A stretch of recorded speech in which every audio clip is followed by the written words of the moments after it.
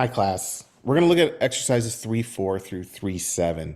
And the big topic here is this idea of absorption costing versus variable costing. So just kind of level set here and review. Absorption costing, that is the more traditional approach. That is the approach to inventory costing that is used for external financial reporting purposes, so under GAAP. So that is your, what we've talked to you up until this point, your direct material, your direct labor, and all your overhead. Those would be considered unit costs, inventory costs under absorption costing. Variable costing is a different approach. Variable costing is, as the name implies, we include only the variable costs related to production. So that would be your direct material, your direct labor, your variable manufacturing overhead. If you had any other variable expenses, those would also go into your product cost per unit. The idea there is that if a company is going to use variable costing, one, it's only for internal purposes, so it doesn't, they're not out of compliance or anything like that with respect to GAAP. And it is more indicative of the true cost of producing a product. If that's the case, then the idea is that we should report that internally, because remember, we're using this information for decision-making purposes. We want to have a true sense of what is the cost of producing a product. That way we have a better idea of, profit margins, efficiencies related to production, the inputs to production, the product mix, what volumes of each product are we going to produce and sell. All of those decisions is predicated on really understanding what is the true cost of production. And if variable costing more reflects that, then we should be using that for internal purposes. So here we're going to go through some quick examples to go through and show the different calculations. And then in 3.6 and 3.7, we're going to use those amounts from 3.4 and 3.5 to calculate the finished goods balance that would be shown, obviously, on the balance sheet. So the question stem, in producing a tangible good, a manufacturing company incurs the following costs per unit. So you can see the items there. Direct material is $550 per unit. Direct labor is $375. Variable manufacturing overhead is $225, and fixed manufacturing overhead is $1.50. So under both scenarios, what is the cost per unit? So under absorption costing, remember that is your traditional approach to costing. We include direct material, we include direct labor, and we include both variable and fixed manufacturing overhead. So as the amounts given, material was $550, labor was $375. If you add it all up, under absorption costing, you get a total cost per unit of $13 a piece. Now, when we get to exercise 3.5, the biggest difference is that no fixed cost is going to be included under variable costing. Direct material is a variable cost. Direct labor is a variable cost. Variable manufacturing overhead is obviously a variable cost. So all of those are going to be included in the product cost per unit under variable costing. The notable omission is that fixed manufacturing overhead. This $1.50 is not going to be included.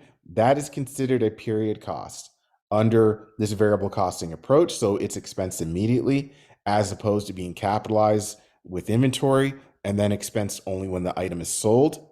Because of that, under variable costing, we're going to get a cost per unit of $11.50. So a big difference between the two on a per unit basis, or it might not seem like a huge difference. It's only $1.50 per unit. But what if we're selling 10,000 units, 100,000 units, 1,000,000 units, and so on? That number, that difference adds up and up and up. Excuse me. Now, 3.6 and 3.7 state they want us to calculate the finished goods inventory balance. So if the company was to produce 7,500 units and sell none of them, how much would be reported on the balance sheet under finished goods inventory, and how much would be reported on the income statement? So in exercise 3.6, and I'll note it here, this is for absorption costing. Under 3.6, under absorption costing, we have a cost per unit as we calculated in 3-4 of $13 a piece. We have 7,500 units in ending inventory, in finished goods inventory. All 7,500, therefore, are going to be on the balance sheet. We're going to get a balance of 97,500 on the balance sheet. Obviously, we didn't sell any, as they said, so no amount, there'll be nothing reported on the income statement related to inventory, cost of goods sold, or anything else. Under variable costing, and let me just note that again here, notice it's a little different. Under variable costing, finished goods inventory is going to be 86,250. And the reason for that, it's the 7,500 units that are in ending inventory and finished goods inventory, and it's multiplied by our total cost per unit of $11.50. So the balance sheet is going to show 86,250. So there's obviously a difference here. 97,500 minus 250. Let's just see what that works out to. 11,250. So the question is, where did that 11,250 go? Obviously, it did not go into cost of goods sold because we didn't sell any units, so we can't report any cost of goods sold.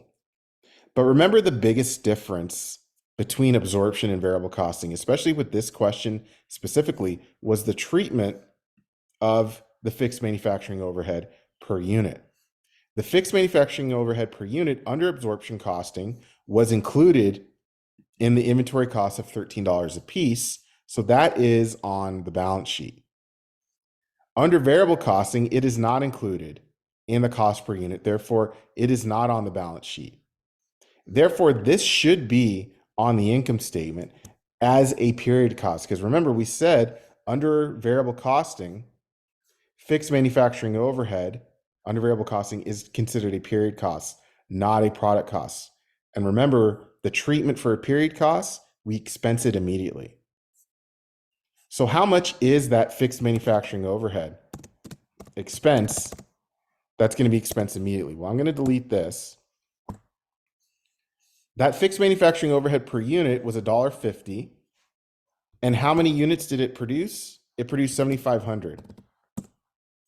Lo and behold, that fixed manufacturing overhead amount reconciles the difference between the finished goods inventory reported under absorption costing, I should say, and under variable costing. So that 11,250, it doesn't disappear when I switch to variable costing. It is expensed immediately, meaning this amount is reported on the income statement.